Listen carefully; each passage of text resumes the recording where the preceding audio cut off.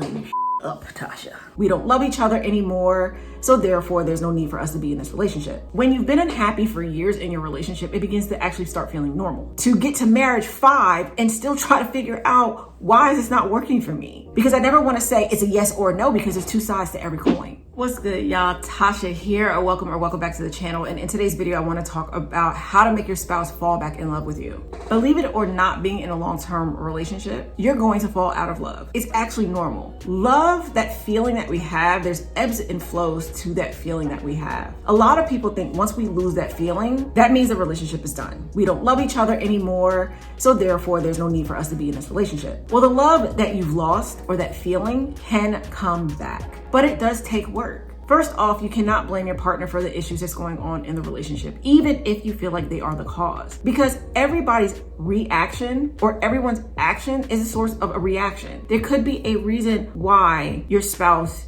did or is doing the things that they are doing. And sometimes it could be based off of you, and you don't even know it. When you've been unhappy for years in your relationship, it begins to actually start feeling normal. It's not normal. But then when you notice the unhappiness, you begin to feel resentful towards your spouse. And then you might get angry because you're like, well, why haven't they said anything? Why haven't they noticed that the marriage is falling apart? My question is, I ask you, did you say anything? Did you ask your spouse, is this marriage falling apart? Or maybe even ask yourself, why this marriage is falling apart. Sometimes our spouses do not know what to say or what to do. So for some people, because they don't know what to say and they don't know what to do, they do nothing. And they just hope that everything will just fix itself somehow. Both of you need to tell each other what is going on. Both of you need to tell each other how you both feel. Both of you need to be vulnerable with each other about any fears, about any weaknesses, and emotions. I know a lot of men, they hear the word emotions and they just go, ugh. They don't want to hear it. But fellas, you need to be open too. And you need to do all of this without manipulating your spouse or feel like you need something in return. Sometimes we do things with the mentality of, if I do this,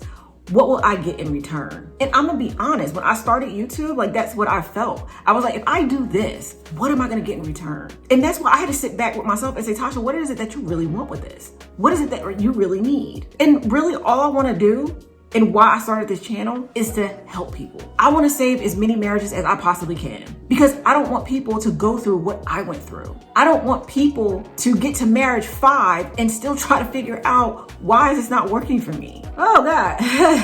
Y'all had to edit this out because I started crying. Like, I really, truly just want to help people. That's one thing that I always say that I think God put me on this earth to do. It was always 2 things. It was either to help people or entertain people. And whether that's help people save their marriage or help people just get through the process of going through that separation and working through on themselves so that they can find love somewhere else. That's what I want for this channel. I gotta clean this up, Tasha.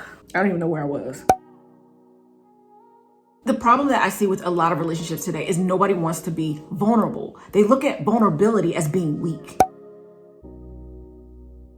Everybody wants to be the strong one and show no emotion. You think that I don't want to let them see me crack. When we resist being vulnerable with our spouse, we are listening to that inner voice, and we all have that inner voice.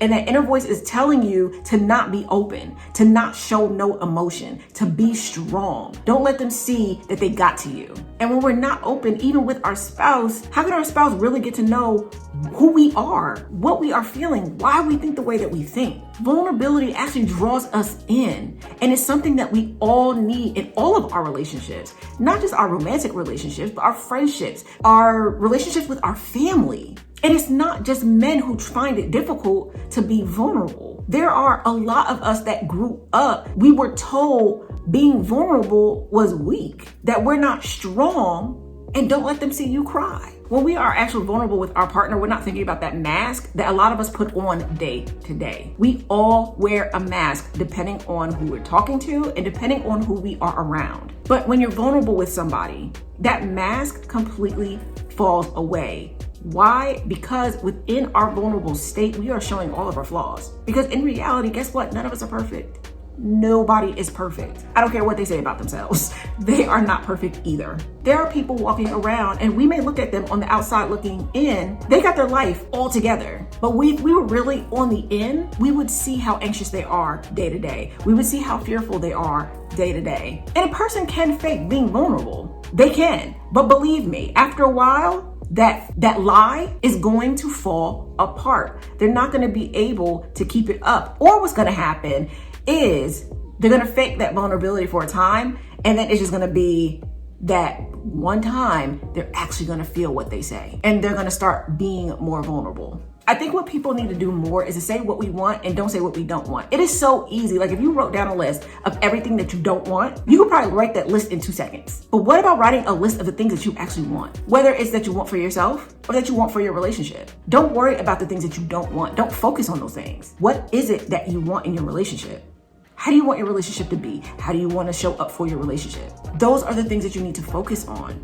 Don't focus on what you don't want. Focus on what you want. A lot of you find it hard to say what you want because you don't even know what you want. Well, that's the first thing you got to figure out. What is it that you want? And then from there, you can fix everything else around you. Most of us, yes, we do want to be heard and we want to know that what we are saying, what we are thinking, what we are feeling is validated by our partner. We want to know that our partner is there for us and we want to know that our partner is in it. We spend way too much time in our heads thinking that this is how things are supposed to be. We're too much in here and we're not enough here and here. Our thoughts can talk us out of a lot of things. Things might not be as bad as your thoughts make it seem. Have you ever thought about something and maybe you wanted to bring up something to somebody, but in your mind, you kept playing the conversation and you're just like, I know it's gonna go this way. I know it's gonna go this way. And then you actually have the conversation with somebody and the conversation might not have been as bad as you thought because in your mind, you thought that they were gonna blow up or you thought that they were gonna say it this way. You just could not see where the conversation was gonna go good or even the way that you wanted. And then you end up having that conversation and you find out that it wasn't that bad, that they actually didn't even say what you thought they were going to say. So sometimes we need to get out of our heads and actually say what's on our minds because things are not as bad as you think they are. Sometimes a part of building that love again is doing things that you two used to do. Maybe for you and your spouse, it was just going for walks. Go for a walk, go hiking, get back into the things that you guys used to do. And if for whatever reason you guys can't do those things anymore, what are some new things that you guys can learn to love together? And I know I just said, why would you want to be with someone who fakes or wear a mask? And sometimes when you're trying to rebuild the love, at first it's going to feel fake. And it's going to feel like, because we haven't done this in so long, it's not gonna feel normal. But honestly, just like everything in our lives, you have to make it a habit. Once it becomes a habit, it's going to feel normal. You might even feel happy doing these things again. And when you feel good, your partner will feel good. And when your partner feels good, they're gonna make you feel good. And that's going to be the new cycle. Falling out of love did not happen overnight and it took time. And falling back in love will take time too. It's just like losing weight. A lot of us didn't gain weight overnight. It took time. So to lose weight, it's going to take time too. And there's changes that you're going to have to make. You might have to eat different. You might take some things out of your diet. It's the same thing with your marriage. You may have to do things differently. You may not be able to be the person that you were if you want to make your marriage work. Now, some of you may ask, if I'm changing myself, isn't that me being fake? Well, no, because the person that you are today is not going to be the person that you're going to be in a year, 2 years, 5 years anyway. The person that you are today is not helping your marriage blossom. It is not helping your marriage grow. So if you want your marriage to blossom, if you want your marriage to grow, you have to be someone different. You're going to have to think different. You may have to speak different. And I'm talking about like your tones and everything like that. Not necessarily that you have to change your voice, but you're going to have to do things differently if you want to have a different result when it comes to your marriage, if you want to have a different marriage.